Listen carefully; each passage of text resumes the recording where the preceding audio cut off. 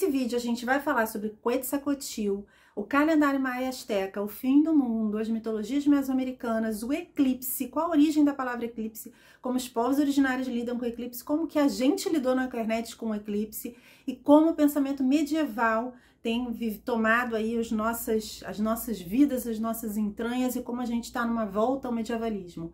Sem cortes, porque eu estou sem editor. Então pega aí um chá e vem aqui para essa casa onde a gente conversa sobre o lugar onde a história encontra a psicologia analítica e o mito. Vou começar falando para vocês que a origem da palavra eclipse é eklaipo ou eklaipen, que significa deixar para trás. A lua entra na frente e deixa o sol para trás. Nas culturas mesoamericanas de povos originários e até nas culturas dos povos originários na América também, do norte, desculpa, a gente vê muito como os povos originários lidam com o eclipse, né, como eles aprendem direto da natureza e como eles lidam com essas ritualizações. Eu não estou falando de ritualizações de povos antigos, estou falando na atualidade, como eles lidam trazendo essas ritualizações para fazer passagens na nossa própria vida. Então, os povos originários tendem a lidar com o eclipse como um ciclo que se fecha e a gente deixa algo para trás.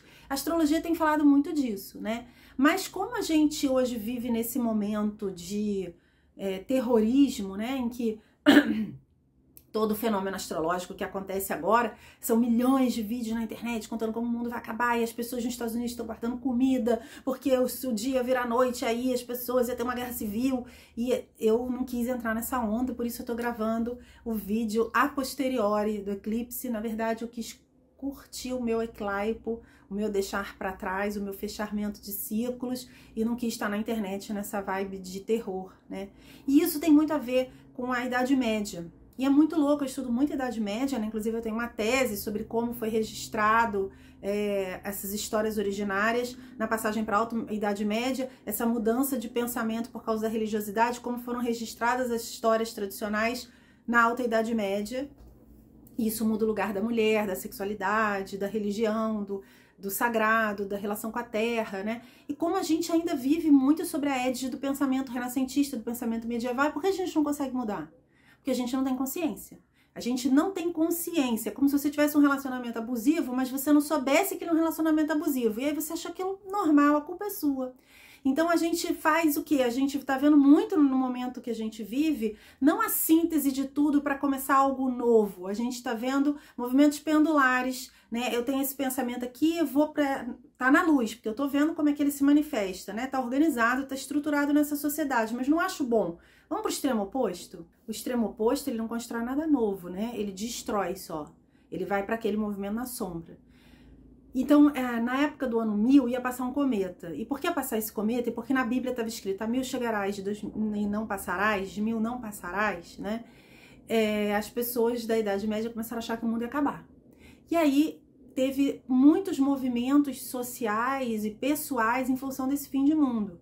Um deles foi a cruzada mais violenta da história, que foi, tinha um grande pregador, que era Pedro o Mendigo, e ele vai levantar um grupo, centenas de pessoas na Europa, para ir até Israel andando e destruindo tudo no caminho, como se eles fossem gafanhotos, porque aí eles iam para chegar no céu, por ter feito essa peregrinação maravilhosa, né?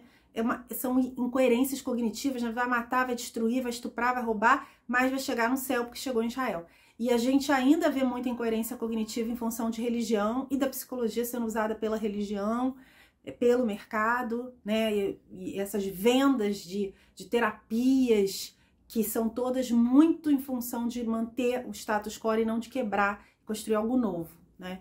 E aí, gente, tem muito a ver tudo isso com o eclipse, sim, porque o eclipse detonou na internet um monte de conversas sobre como agora o mundo vai acabar, como vai acabar, começa agora começa o terror, agora foi dada a partida, foi dada a largada. Eu não tô desfazendo desses pensamentos, eu tô só trazendo um pensamento secundário, né?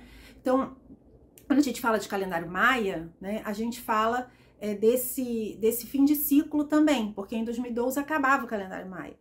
E aí teve todo esse movimento também das pessoas dizerem isso é porque vai começar o começo do mundo. E aí vem uma entidade lá, respeitadíssima, entidade que eu tô falando, maneira de falar, né? Uma pessoa que é considerado um um ancestral dos astecas e maias, o maior detentor de conhecimento sobre esse calendário, e fala, não, isso significa que acabou uma era. E Quetzalcóatl é um mito que está muito associado a esse calendário, né?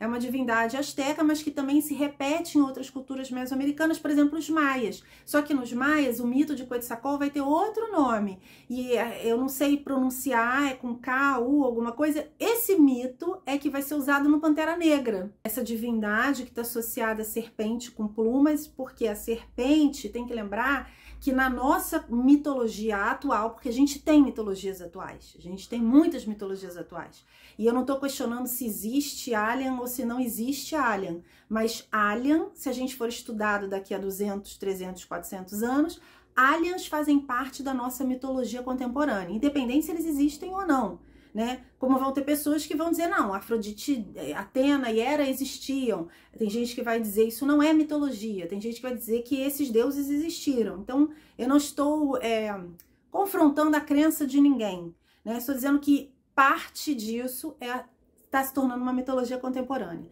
Então, a gente vai ver a cobra, na nossa mitologia contemporânea, tem um significado, como o dragão. Assim como na mitologia europeia, o dragão tinha outro significado na Idade Média. No Japão, na China, o dragão tem um significado totalmente diferente do significado do dragão na Europa. Então, a serpente mesoamericana, ela é associada a coisas muito positivas, não tem nada a ver com o mal, nem com a Eva, nem com o Jardim do Éden. Ela significa o elemento físico, a dualidade, a pena, o ar e o espírito. E a serpente é o elemento material, o corpo, né? A necessidade de estar nesse mundo de forma física. E a cobra representa nessa cultura várias coisas, estou só citando algumas aqui. E é muito importante falar que hoje existe essa tendência da associação livre, né? As pessoas pegam um mito, pegam um símbolo e falam, ai, deixa eu pegar um pouco dessa mitologia e dessas crenças que a gente tem hoje em dia, e aí eu interpreto, faço a minha versão, e a minha versão alienígenas do passado, e eu não tô dizendo que tá errada, tá? Eu não sei. Às vezes eu assisto Alienígenas do Passado e falo, essa hipótese é legal. Às vezes eu falo, essa hipótese é uma associação livre-viagem. Mas é muito perigoso quando a gente pega o mito, o símbolo e dá um mono-entendimento para ele. Não, é só isso aqui. A interpretação é essa aqui. Né? Os símbolos, mitos, eles têm interpretação em cima de interpretação, em cima de interpretação. Então, quando as pessoas pegam e falam assim, ele é uma serpente com asa porque representa o mal nessas culturas e os sacrifícios humanos dos astecas, isso é reduzir o símbolo, né?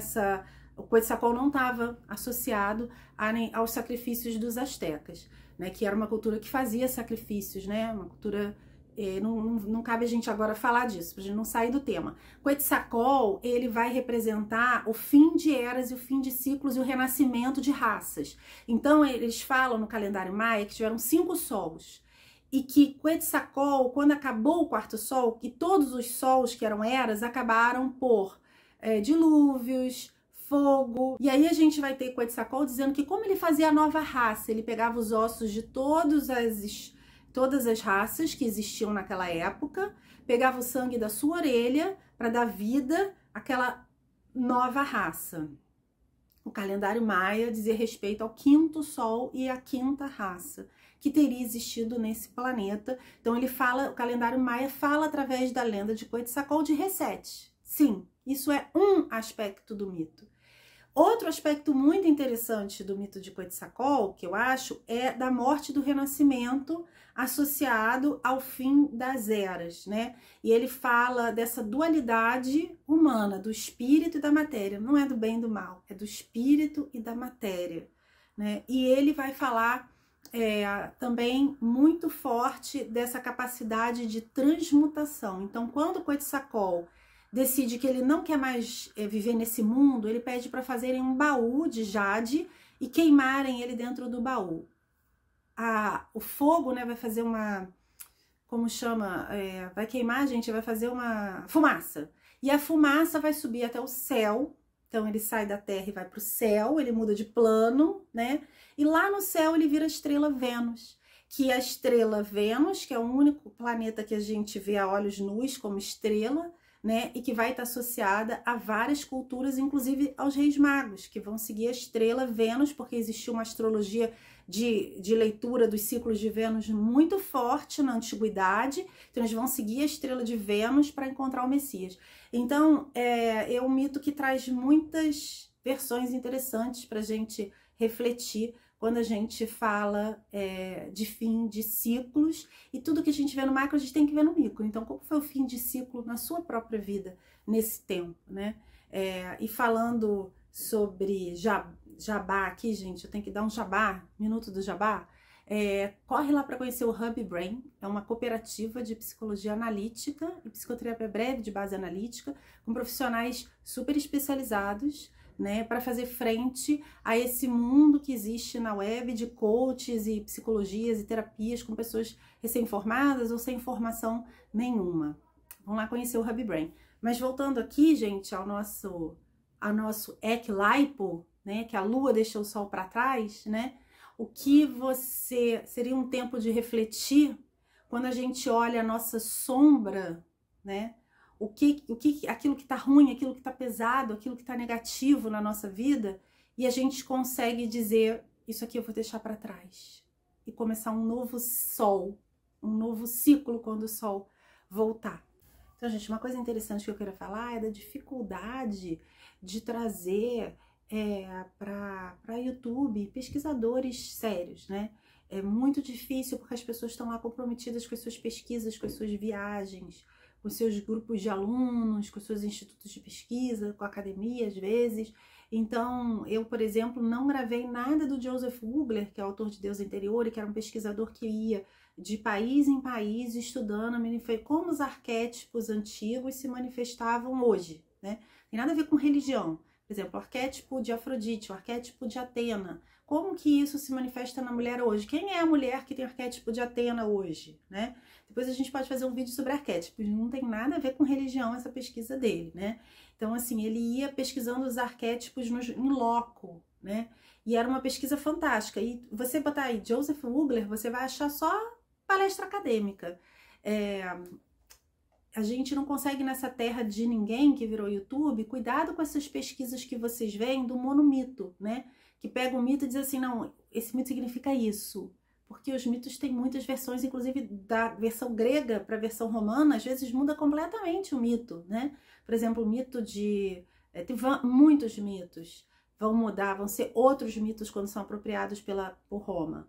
Tem uma versão mais patriarcal, fica totalmente diferente. E aí eu pesquisei para lançar Rio de Vênus, que é um livro que eu lanço esse ano, finalmente. Vocês podem mandar aí, que eu vou pegar contato de vocês para mandar a pré-venda e a festa de lançamento. E a gente tentou trazer o Joseph Mugler quando ele estava me ajudando a construir uma voz narrativa para o arquétipo de Afrodite hoje, mas ele não tinha tempo, atendia muita gente, pesquisava muito, tinha muito aluno, dava muito curso, não queria.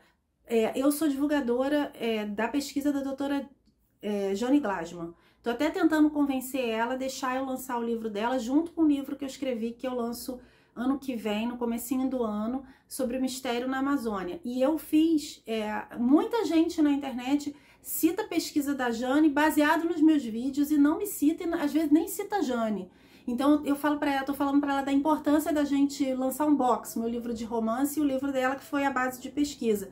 Mas eu consegui trazer a Jane para cá, tem um vídeo da Jane aqui no canal, chama Surra de História. Consegui trazer ela há muito tempo atrás e depois ela não quis mais, é uma pesquisadora acadêmica, né? Então é muito difícil, eu não sei, a gente vive esse mundo que é um pouco o Quetzalcoatl, né? A dualidade da matéria e do espírito, da sabedoria, do intelecto e da matéria e do dinheiro e do mercado, né? A gente tem milhões de pessoas que são pesquisadoras, que pesquisa astrofísica formada em enfermaria, né? E aí a pessoa até fala coisas às vezes legais, lê livros e aí fala coisas legais, mas existe um limite da pessoa que está fazendo uma associação livre e uma pesquisa livre e da pessoa que está fazendo uma pesquisa com ferramentas acadêmicas, com método científico, né?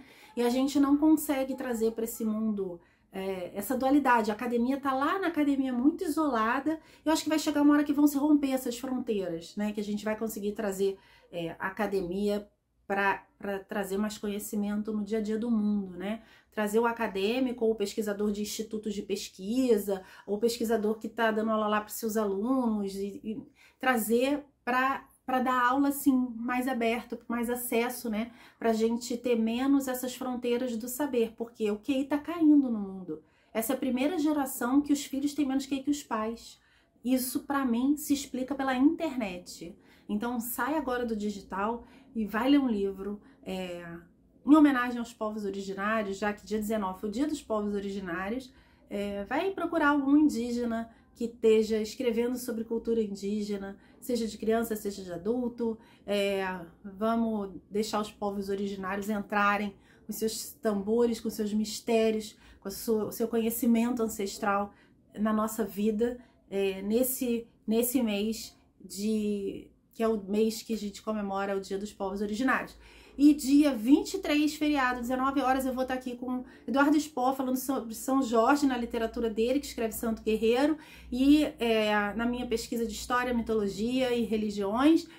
E dia 24, quarta-feira, 6 horas, vou estar com o professor Loriel, do Instituto IMUB, falando sobre o achamento do Brasil e a relação dos templários com esse achamento do Brasil, em homenagem ao dia do descobrimento, que é dia 20. Então fiquem aí até o próximo Histórias Secretas.